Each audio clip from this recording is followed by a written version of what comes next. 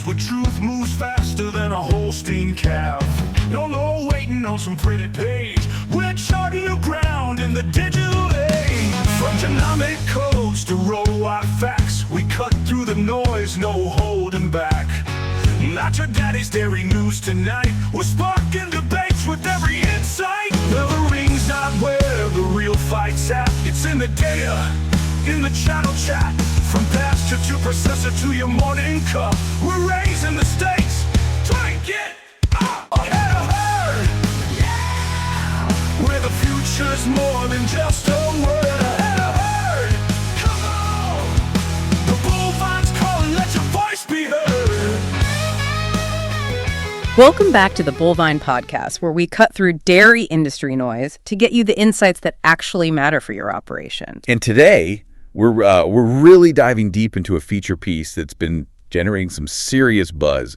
This one's got layers. It really does. Yeah, and some surprising revelations that are going to make farmers, rethink how they've been approaching calf care. We're not just talking about surviving the first few weeks. No, this is beyond survival. It's about programming performance.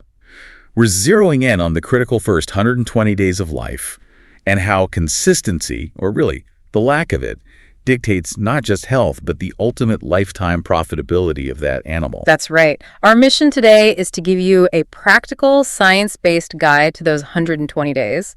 The sources we've lined up for this, articles from the Bullvine, university research, proprietary industry data, they're all relentless. Relentless is a good word for it. Yeah, relentless in their focus on precision management. They essentially argue that the first 4 months of a calf's life determine, everything that happens afterwards. From her first lactation milk yield all the way to carcass value, especially now with this huge dairy beef segment. Exactly. And what's fascinating here is how the sources frame the whole discussion. It's not about offering these, overly complex, super expensive nutritional solutions. Not at all. It's about challenging the fundamental, typical farm assumptions that have just become routine.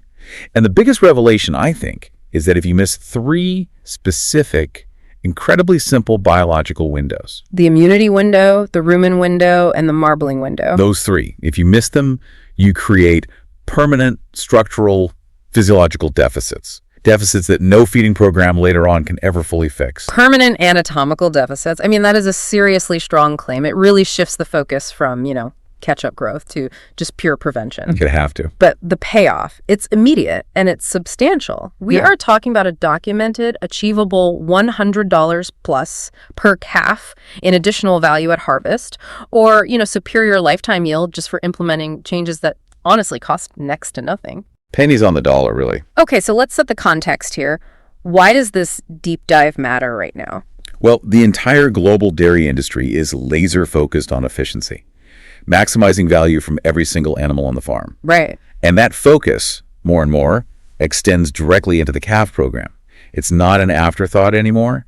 This is particularly true with you mentioned it, the explosion of the dairy beef crossover market. It's huge. It is. The USDA and market analysts have confirmed the dairy beef sector has expanded by something like 23%. 23% just between 2021 and 2024. And just a few years. That kind of growth means that for a massive segment of calves born on dairy farms, calf rearing is no longer just about raising the next heifer.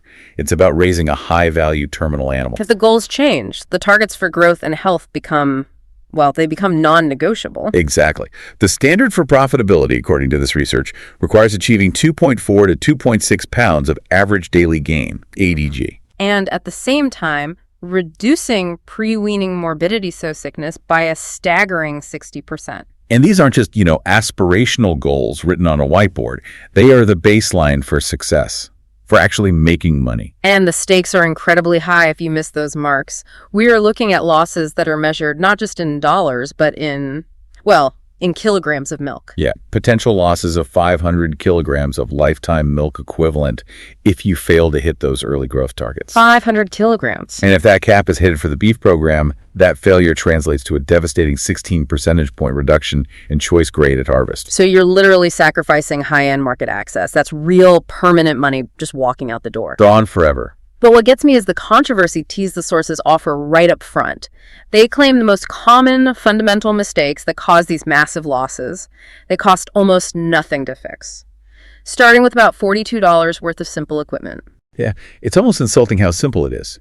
And they challenge the core idea that farmers can accurately assess the quality of their most foundational material, colostrum. This is the blind spot, isn't it? This is the huge blind spot. We have industry estimates where producers, they estimated that only about 8% of their colostrum was poor quality. They thought they were doing a pretty good job. Right.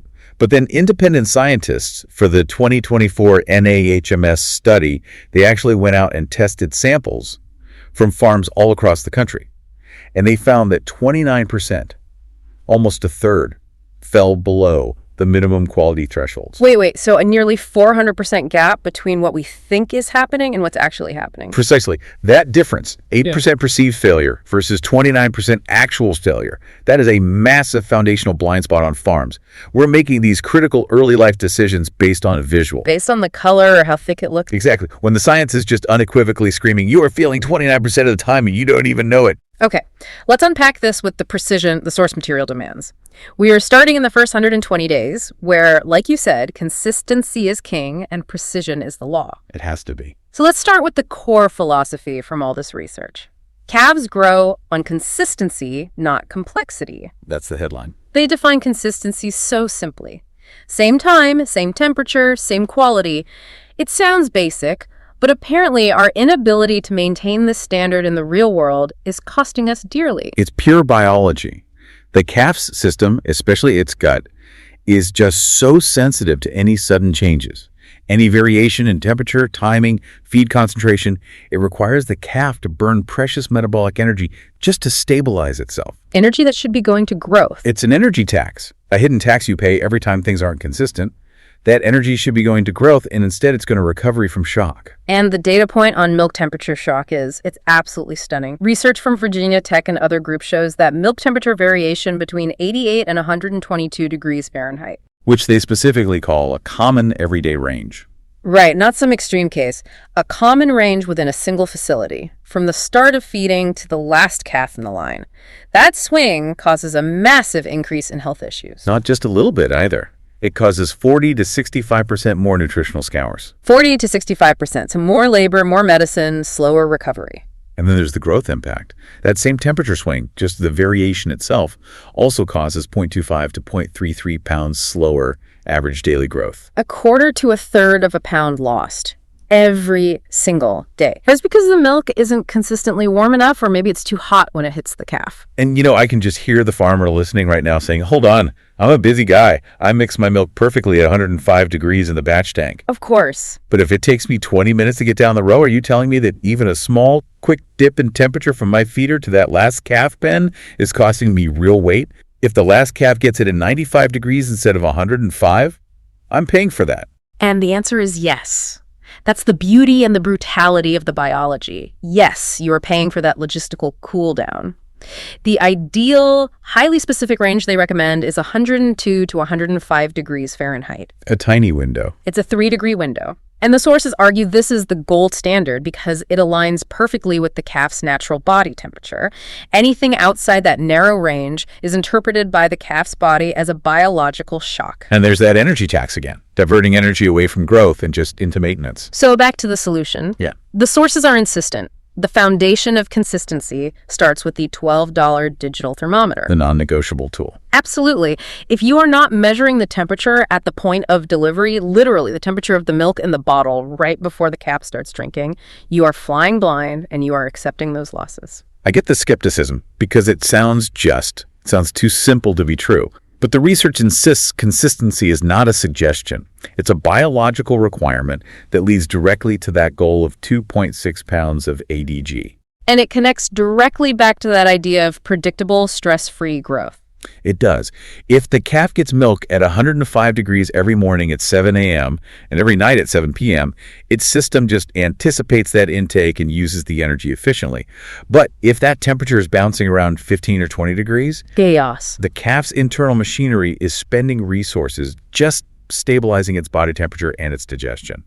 Resources that should have gone toward adding frame and muscle. All right, let's move to the first major critical window, immunity. Days 0 to 3. This is where we need to aggressively bust the myth that just looking at it is enough. the common dangerous assumption. If colostrum looks thick and golden, it is high quality. And this is where that NAHMS data just completely demolishes that conventional wisdom. It really does. Remember, producers thought they only had an 8% failure rate. The reality, when the samples were actually scientifically tested, was that 29% were below minimum quality thresholds. You cannot eyeball this. You absolutely cannot. The variability between cows is enormous. You can have colostrum with less than 50 grams per liter of IgG and some with well over 150, and they can look visually very, very similar. So we need precision. What is the standard for success in this immunity window? The sources are incredibly specific about the Brix benchmark and the timing. And this has to be treated like a mandatory protocol. The aim is a Brix reading of 24% or higher. 24? Yeah. The sources say 22% is good, but 24% is the target if you want to ensure that calf gets the gold standard minimum of 200 plus grams of total IgG. Anything below 18%. Discard it. Discard it. Or at least don't use it as the first meal. Replace it with a high-quality colostrum supplement or a frozen product that you know is good. And the timing is so key. Why does it have to happen so fast? It's the non-negotiable biology of the gut. That colostrum, we're talking 4 quarts, or about 8.5 to 10% of the calf's body weight, has to be delivered within 2 hours of birth, ideally. Because the gut lining starts to close down. It closes down rapidly. Its ability to absorb those large IgG antibody molecules, it plummets. Missing that 2-hour window by even a little bit severely compromises the absorption rate. So you can feed great colostrum, but the calf just doesn't get the protection. And the tool focus here, again, is so simple. The $30 Brix refractometer, this is the absolute gatekeeper. It is. It prevents all those cascading health failures later on. If a calf fails to achieve passive immune transfer right here, its overall health and ability to gain weight are permanently compromised. Because all its energy is spent fighting off environmental pathogens. It truly is the highest ROI investment you can make. If a calf has failure of passive transfer, it is fighting uphill for the entire 120 days. It's sicker, needs more treatment, converts feed less efficiently. That $30 tool ensures that the foundation of the entire program immunity is solid. But the discussion on these first 3 days doesn't end with colostrum. The sources really emphasize the critical role of free choice, clean water, starting from day 3. This is a point that, frankly, is a hard stop rule that farmers sometimes ignore, especially in colder climates. Everyone assumes the milk is enough. They do. But water and milk function entirely differently in the calf's gut, and this is absolutely crucial for rumen development. Okay, so explain that physiological difference.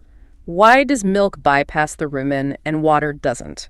When a calf drinks milk, a signal causes the esophageal groove to clench up. It forms a channel, and that directs the milk straight past the undeveloped rumen, through the omasum, and right into the abomasum for digestion. Like a monogastric stomach. Exactly. It's to prevent that milk from fermenting in the rumen, which would cause scours. Right, but drinking water. Drinking water goes straight into the rumen. And why is that so essential from day 3 onwards?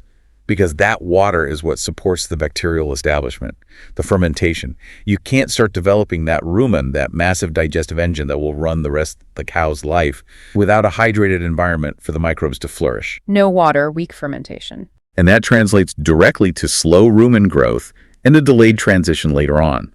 You are deliberately holding back the calf's lifelong digestive capacity if you withhold clean, fresh water because you think the milk is enough. Let's talk dollars and cents. The economics of this consistency-based approach are, well, they're impossible to ignore. We established the mandatory investment, $42 for the refractometer and the thermometer. So let's break down the return. When you hit these precision targets, the measurable returns are staggering.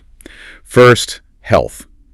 You see a reduction in pre-weaning morbidity from about 22% down to 9%. That's fewer sick calves, which means dramatically fewer vet bills, less time with syringes, less risk of losing the animal. Then you've got growth. We're talking 26 kilograms or 57 pounds heavier at weaning. Okay, so how does 57 extra pounds translate directly into dollars? That's where you connect the dots.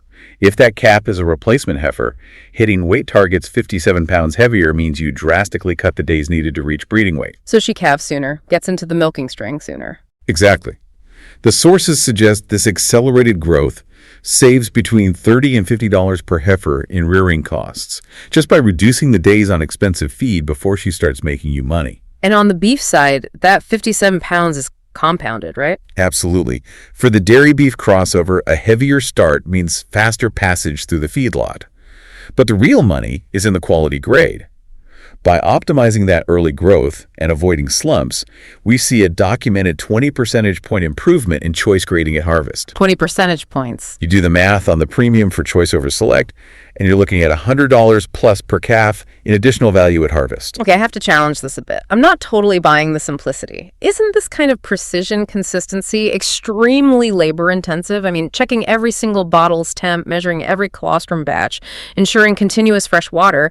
The labor cost of that has to eat into the $100 return, doesn't it? That is the core question. And it really challenges the common narrative that you have to minimize labor at all costs. The sources counter this by arguing that the labor cost of precision is negligible compared to the labor cost of sickness. That's a great way to put it. Think about the hours spent treating pneumonia, dealing with scours, tubing a calf that needs repeated antibiotics. The labor saved by reducing morbidity often dwarfs the extra time spent managing for consistency. So it's preventative labor that removes expensive reactive labor. Exactly. And you connect those lifetime consequences. Missing those critical windows doesn't just reduce efficiency for a little while, it costs 500 kilograms of lifetime milk.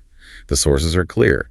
This creates permanent deficits that no feeding program can fix. It's a sunk cost, money you can never get back because the biological window for that foundational development has permanently closed. The investment in precision, in testing, in consistency, it pays exponential dividends by ensuring the calf can actually realize its full genetic blueprint rather than just recovering from preventable setbacks. Okay, so once we've secured immunity and thermal consistency, we move into that second critical phase, rumen development. Roughly days 3 to 21. This is where the rumen is waking up. And the source material is very clear. We need to shift from maintenance feeding to performance programming. And that stimulation is entirely dependent on starter intake.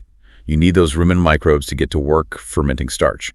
When they do, they produce volatile fatty acids, or VFAs. Acetate, propionate, and butyrate. And butyrate is the key player here. It's the one we really need to focus on. Okay, so how exactly does butyrate function compared to the others? We need to move past just saying it fuels growth. Well, what's fascinating is the chemistry. Acetate and propionate are mostly absorbed and used for energy or fat synthesis in the rest of the body. Butyrate, though, is a powerful signaling molecule. A signal. When butyrate hits the cells of the rumen wall, it causes them to rapidly differentiate and grow. It's the direct signal that fuels the growth of the papillae. Papillae being those tiny finger-like structures that line the rumen. Exactly. They are the structures that absorb energy later in life. They create the surface area. So if you stunt this papillae growth early by feeding a poor starter or having inconsistent intake, you limit the animal's anatomical capacity to absorb nutrients efficiently for the rest of its life. So you're setting the physical structure for lifelong digestive capacity. That's what Dr. Jed Heinrich's work emphasizes. If the surface area isn't there, you can dump the best TMR in the world into that cow later, but she won't be able to absorb it efficiently. So let's talk nutritional detail for this starter phase. What are we looking for on the feed tag? The requirements are specific. 20 to 23% producing, crude protein, 3 to 5% fat, and 6 to 8% fiber. But the research points out that for maximum butyrate production, not all starches are created equal. Right. You see superior energy density and, crucially, higher fermentability from corn-based starters. Specifically, processed corn, like steam-flaked or coarsely ground corn. That outperforms less fermentable grains like barley or oats. That is a practical insight that matters hugely on a dollar level if you're buying a cheaper oat or barley starter because it seems like a good deal. You might be saving money up front, but hindering the butyrate production you need for future efficiency. You're trading short-term cost savings for long-term functional impairment. And the feed needs to be palatable. Highly palatable, easily fermentable, and have a uniform texture to prevent sorting. Because sorting also leads to inconsistent VFA production. And consistency here means feed management. Dusty, stale, or moldy starter is an immediate turnoff that slows intake and shuts down that rumen development engine. Now we come to what the sources call the most common and costly mistake in the entire 120-day window. The weaning mistake. The focus has to be on weaning by intake, not by the calendar, not just because they're 8 weeks old. This is a hard stop rule. The goal isn't just to hit 8 weeks. The absolute trigger point is 3 pounds of starter consumed per day for 3 consecutive days. 3 pounds for 3 days. That level of intake proves the rumen is functioning as a stable, primary digestive system. It's not just a sideline accessory being subsidized by milk anymore. The science of stress around premature weaning it's truly shocking. Dr. Emily Miller-Cushion's data found that forcing the issue, pulling milk abruptly before the calf meets that 3-pound threshold, leads to a massive 180 to 280% increase in markers of muscle breakdown. Think about that. The calf is literally catabolizing its own muscle tissue. It's eating its own fat reserves just to survive the energy deficit because the rumen isn't ready to take over yet. And that translates into that severe growth slump, the post-weaning lag. A lag that can take weeks to recover from and which contributes directly to those permanent deficits we keep talking about. So what's the mandatory stress-reducing weaning protocol? We can't just flip a switch on day 56. No, you need a gradual taper. Reduce the milk volume or concentration over a mandatory period of 5 to 7 days. And here is a huge consistency point that so many people miss. What? You must keep the same starter ration during that taper and for 10 to 14 days post-wean. Don't change everything at once. It's listed as one of the 4 biggest mistakes. Changing the feed and pulling the milk in the same week is a recipe for compounding stress, confusion, and failure. Keep the environment stable and the feed familiar while you remove the milk. Okay, so we've secured immunity, we've developed the rumen engine. Now let's talk about the final payoff window, especially for maximizing value in that dairy beef market. We hit the third critical window, days 70 to 120. The marbling window. The critical window for marbling adipocyte formation. This phase, when the calf is fully weaned and on solid feed, is where strategic feeding transitions from just supporting immediate health to programming ultimate carcass quality. Marbling adipocytes are the fat cells that develop inside the muscle. They determine the quality grade, prime, choice, select. So why is this 50-day window so unique? Can't we just feed them heavy later in the feedlot to make up for it? This is the science of the permanent deficit again. Research shows this period is the hyperplastic phase of fat growth. Hyperplastic. It means the calf is creating new fat cells, new adipocytes. Later in life, they enter the hypertrophic phase, where existing cells just get bigger. So if nutrition is inadequate during this early grower phase, those cells simply don't form. And no amount of feeding later can create new ones. You can't. You've missed the window. If that structural formation is missed, if we're only focused on maintaining frame and not hitting those high ADG targets, you face a permanent reduction of 16.2 percentage points in choice grading at harvest. That's irreversible, an anatomical constraint locked in before 5 months of age. Absolutely. So to get that high-value carcass, we have to maximize energy and growth during this specific 70 to 120-day period. So the focus changes once the calf is a fully functional ruminant. What are the management points and targets now to maintain that momentum? We have to maintain that aggressive growth, that ADG target of 2.4 to 2.6 pounds per day. The grower ration needs to be focused on density and digestible fiber, so 15 to 17% crude protein, around 12 to 15% NDF from highly digestible sources. And consistency here means daily feed management. Maintaining feed freshness, ensuring uniform texture to prevent sorting, and consistently clean bunks, day in, day out. I appreciate that the sources included regional reality checks because maintaining 2.6 pounds ADG in a North Dakota winter is a very different challenge than in an Arizona summer. Oh, completely. Climate adds exponential complexity. Let's start with the Northeast, dealing with below zero temperatures. Not only do they need insulated transport and pre-warmed equipment to maintain that 102 to 105 degree milk, that $12 thermometer is crucial there to check the temp after it's been exposed to the elements. Right.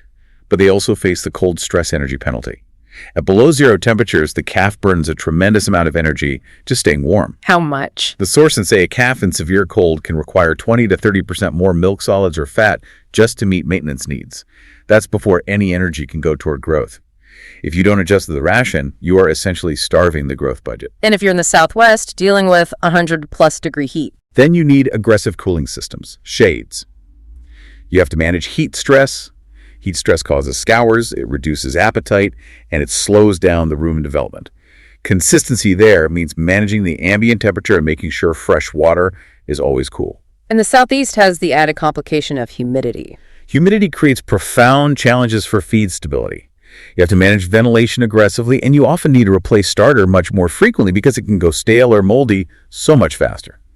Consistency and quality means feeding fresh, palatable, safe feed every single day. Okay, let's address the persistent industry mindset that conflicts directly with all this precision data, Yeah. the get them off milk quick philosophy. The argument is simple, right? Milk replacer is expensive, so save on milk, make more money. I'm not buying it. Yeah. And the data backs me up completely. That old wisdom is challenged by the consequences we just laid out. Forcing weaning and changing the rations simultaneously, all to save a few dollars. It's a recipe for catastrophic failure. A false economy. Absolutely. You might save $5 in milk cost, but you pay exponentially in recovery time, severe growth slumps, reduced lifetime performance, and the permanent loss of those 500 kilograms of milk, or that 16% of choice grade. You're prioritizing short-term milk savings over the calf's long-term biological capacity and overall profitability. And practically speaking, consistency isn't just about temperature and timing, it's about the feed itself. You have to be diligent. Check manure consistency daily. It's the single best indicator of how the rumen is operating. Is the starter dusty? Is it uniform? Calves will sort non-uniform feed, leading to inconsistent starch intake, which means inconsistent VFA production, and then you get a digestive upset. So if performance stalls, if that ADG drops off, the sources give a mandatory checklist before you even think about changing the ration. That's right. If gains stall, you must check water cleanliness, airflow, bedding depth, and space. Check those things first. The basics. The basics are usually the failure point, not the nutritional content of the feed. If they're cold or wet or stressed by overcrowding, they're not converting feed to gain. They're just burning energy to survive. Let's review the key mistakes one last time because they are so fundamental. These are the 4 failures that cost farmers $100 plus per calf. The 4 biggest mistakes are: 1. Weaning by age instead of intake. That 3 pounds for 3 days rule is paramount. 2. 2. Changing feed and pulling milk in the same week. That compounding stress. 3. Letting water get dirty or letting it freeze in the winter. And 4. Feeding dusty, stale, or inconsistent starter. Avoid those 4 pitfalls and you've already won the biggest battles. All right, let's bring this home. Farmer just finished morning milking. They're driving to the feed store thinking about their calf protocol. Based on this deep dive, what are the 3 things they need to know and implement? We need to turn this knowledge into immediate, measurable action. So let's start with immediate action. What is the $42 fix that needs to happen this week? Go by the tools. The $30 Brix refractometer and the $12 thermometer. Then use that refractometer to test all your current colostrum inventory. Aim for 24% or higher. And critically, check your milk temperature at the next 2 feedings against that 102 to 105 degree standard at the point of delivery. An immediate diagnostic check. Exactly. Find out where you are currently leaking performance. Excellent. Now, medium-term strategy. What formalized changes should be put in place in the next 3 to 6 months to secure that rumen window? You need to formalize a weaning protocol based strictly on intake, not age. That means 3 pounds of starter per day for 3 consecutive days is the mandatory trigger. No exceptions, whether the calf is 8 weeks or 10 weeks old. And ensure that clean, fresh, free choice water is provided to every calf from day 3 forward. Treat it as importantly as the milk. And finally, long-term positioning. What strategic change sets the operation up for success over the next 1 to 2 years to maximize that lifetime value? You need to integrate this 70 to 120-day marbling window into your overall management plan. This means making sure your grower rations in that critical phase, 15 to 17% CP, 12 to 15% NDF, are consistently meeting those high growth targets of 2.4 to 2.6 pounds per day. Locking in that value. It maximizes the formation of those marbling adipocytes or the optimal frame development for future lactation. It locks in that superior value for the life of the animal. It transforms calf rearing from, a cost center into actual profit programming. That's a great way to end it. The final thought here, above all else, is that predictability leads to profit. The science is overwhelming. Consistency in the first 120 days is not optional. It is the fundamental biology required for the calf to realize its genetic potential. Embrace these simple changes, that $42 investment, and you will see significant value realized across your herd because you are building a structure that lasts a lifetime. If this kind of analysis helps your operation, head to www.thebullvine.com for more articles that tell you what's really happening in dairy. And seriously, subscribe wherever you get your podcasts. We're releasing these deep dives twice weekly now, giving you this kind of detailed analysis regularly. You don't want to miss what we've got coming next week. The surprising discussion about the often overlooked impact of mineral sourcing on adult cow fertility and how trace element quality is defining your calving interval. We'll see you next time.